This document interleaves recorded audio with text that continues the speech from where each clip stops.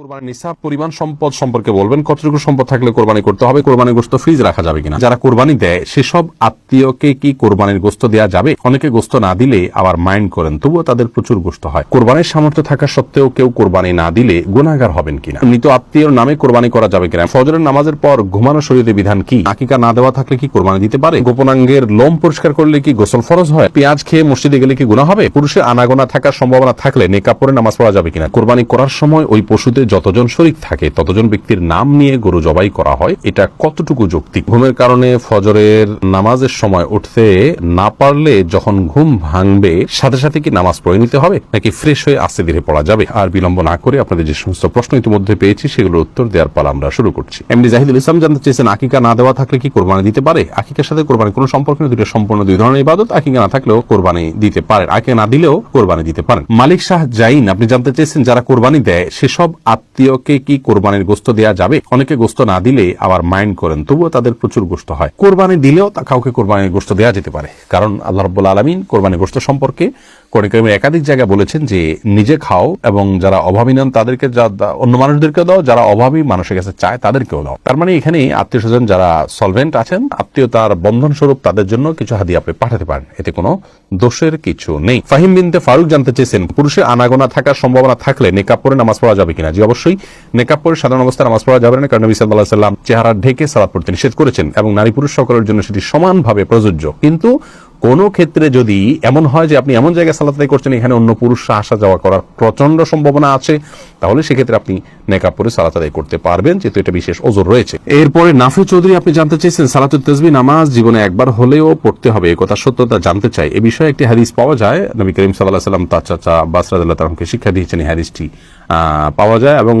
এই হাদিসের উপর ভিত্তি করে এবং আরো কয়েকটি হাদিসকে সামনে রেখে মুহাদ্দিসদের অনেকেই ফুকাহায়ে কেরামের অনেকেই সালাত পড়াটাকে মুস্তাহাব বলেছেন, যদিও এই হাদিস সনদের দিক থেকে আপনার বিশুদ্ধতার মানদণ্ডে উত্তীর্ণ নয়। অনেক মুহাদ্দিসিন কেরামের গবেষণা অনুপাতে সেই জায়গা থেকে সমস্ত মুহাদ্দিসিন কেরাম বলেন যে না, এটি আপনার জীবনে একবার পড়তে হবে এমন কোনো কথা নেই। এর পরের প্রশ্ন করেছেন মাহবুব আলম, আপনি জানতেছেন মৃত আত্মীয়র নামে কোরবানি করা যাবে কিনা? মৃত আত্মীয়ের নামে কোরবানি করা যাবে, এ বিষয়ে গত নির্বাচিত প্রশ্নোত্তর লাইভে আমরা বলেছি মৃত আত্মীয়ের নামে কোরবানি করা যাবে। রাসূল আকরাম সাল্লাল্লাহু আলাইহি ওয়াসাল্লামের তরফ থেকে তার ওয়াফাতের বহুকাল পর আলী রাদিয়াল্লাহু তাআলা কোরবানি করেছেন, বাইহাকী মুসনাদ আহমদ শবিনে হাদিসে বর্ণিত হয়েছে, সেজন্য মৃত ব্যক্তির পক্ষ থেকে কোরবানি করা যাবে। কোন কোন উলামায়ে কেরাম বলেন যে জীবিত ব্যক্তির নামের সাথে অ্যাড করে এটা করতে হবে, যদিও জমহুরগণ সাধারণভাবেই মৃত ব্যক্তির তরফ থেকে আলাদা কোরবানি করার পক্ষে মত দিয়েছেন, জায়েজ আছে। জেরিন আপনি জানতে চেয়েছেন, সূরা মুলক ও 100 আয়াত ঘুমানোর আগেই পড়তে হবে, মাগরিবের পরে বা এশার ওয়াক্ত হওয়ার কিছুক্ষণ আগে পড়লে হবে না?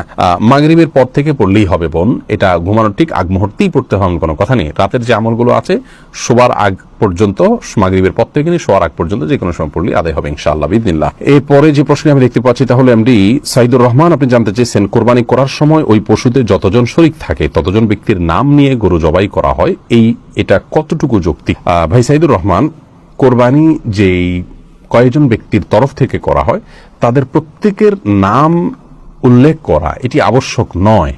আপনারা যখন 2 জন 5 জন 7 জন বা 6 জন যে কোনো সংখ্যক, সর্বোচ্চ 7 জন, এর ভিতরে যে কোনো সংখ্যক মানুষ একটা পশুতে আপনারা যখন অংশগ্রহণ করছেন এবং প্রত্যেকের একটা নির্দিষ্ট হিস্সা থাকছে, কোনো ভাঙতি হিস্সা থাকছে না, এমন না যে একটা গরুতে 7টা শেয়ার, একটা শেয়ার 2 জন মিলে নিলেন, এরকম কোনো অপশন নেই, সুযোগ নেই।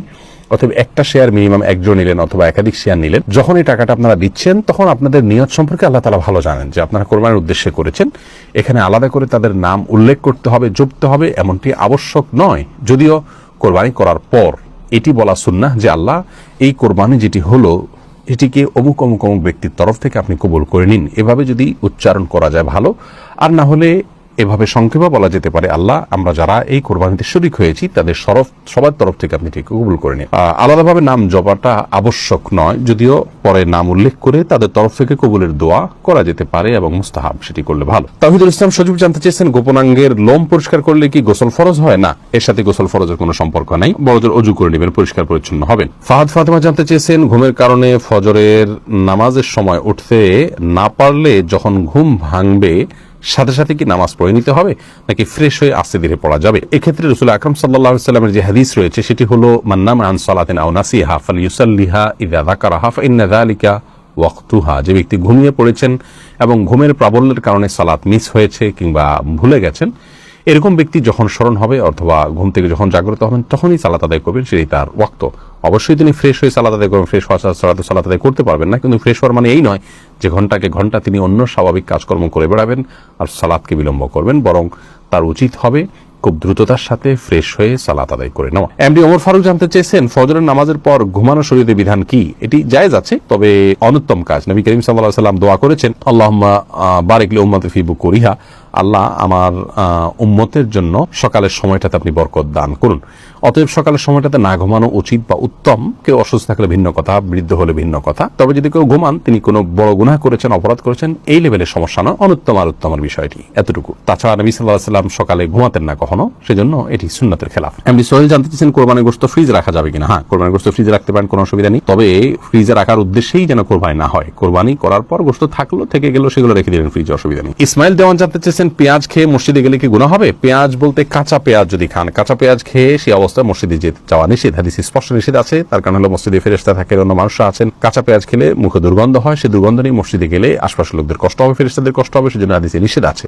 অতএব কাঁচা পেঁয়াজকেও খাওয়ার পর ভালো করে মুখের দুর্গন্ধ দূর করে, সেটি অন্য কিছু খেয়ে হোক, ব্রাশ, মেসওয়াক ইত্যাদি হোক, যেভাবে হোক, অন্য কোনো উপায়ে মুখের দুর্গন্ধ দূর করে তারপর তিনি মসজিদে যাবেন। এরপরে নাইমুল হক আজাদ জানতে চেয়েছেন, কোরবানির নিসাব পরিমাণ সম্পদ সম্পর্কে বলবেন, কতটুকু সম্পদ থাকলে কোরবানি করতে হবে? কোরবানির নিসাব হলো জাকাতের নিসাব। একজন মানুষের কাছে 595 গ্রাম রূপা বা তার সমমূল্য যদি থাকে তাহলে তার উপরে কোরবানি বর্তাবে, এবং সেই নিসাবটি হলো বর্তমান বাজার মূল্য হিসাব করলে আপনার 595 গ্রাম রূপার যে মূল্য আছে সেটি হয়তো 40 বা 50 হাজার টাকা বা তার কাছাকাছি ফিগারে থাকবে। অতএব আপনি কোরবানির নিসাব, যেটা জাকাতের নিসাব, সেটিকেই ধরে নেবেন। যদিও এর আগে আমরা শুরুতেই বলেছি যে কোরবানি যে ব্যক্তি করার সামর্থ্য রাখেন তার উপরে কোরবানিটি বর্তায়, এর জন্য নিসাব কোনো আবশ্যক নয়, এমনটি মত দিয়েছেন সৌদি আরব ওলামা ইকরাম এবং অন্যান্য মাযহাবে।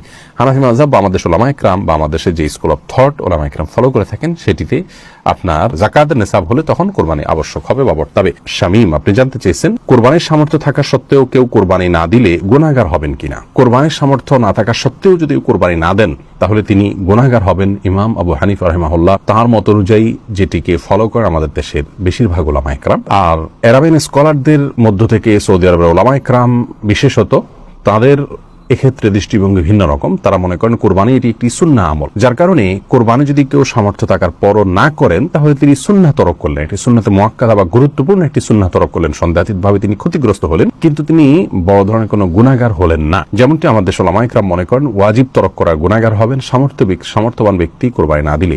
আমাদের ওলামা ইকরামের দলিলটি অত্যন্ত সমৃদ্ধ। এক্ষেত্রে নবী সাল্লাল্লাহু আলাইহি ওয়াসাল্লাম বলেছেন যে ব্যক্তি কোরবানি করার সামর্থ্য রাখে অথচ কোরবানি করলো না, সেই জন্য আমাদের ঈদগাহে না আসে। এবং এই মর্মে কাছাকাছি ধরনের ভাষ্য অনেকগুলো হাদিসে আসছে, যে ভাষ্য থেকে বোঝা যায় যে নবী সাল্লাল্লাহু আলাইহি ওয়াসাল্লাম সামর্থ্যবানদেরকে কোরবানি করতে আবশ্যক করেছেন, আবশ্যিকভাবে নির্দেশ করেছেন, এবং না করলে তার জন্য তিনি সতর্কবাণী দিয়েছেন। অতএব সামর্থ্যবানদের জন্য কোরবানি না করে থাকাটা অনুচিত হবে আমরা মনে করি। যদিও বিপরীত দিক থেকে যারা এটাকে সুন্নাহ মনে করেন তাদেরও দলিল হলো নবী আলাইহিস সালাম বিভিন্ন হাদিসে এটাকে সুন্নাহ বলে অভিহিত করেছেন, ইব্রাহিম আলাইহিস সালামের সুন্নাহ বলেছেন, তো সেই জায়গা থেকে তারা এটাকে সুন্নাহ বলেন।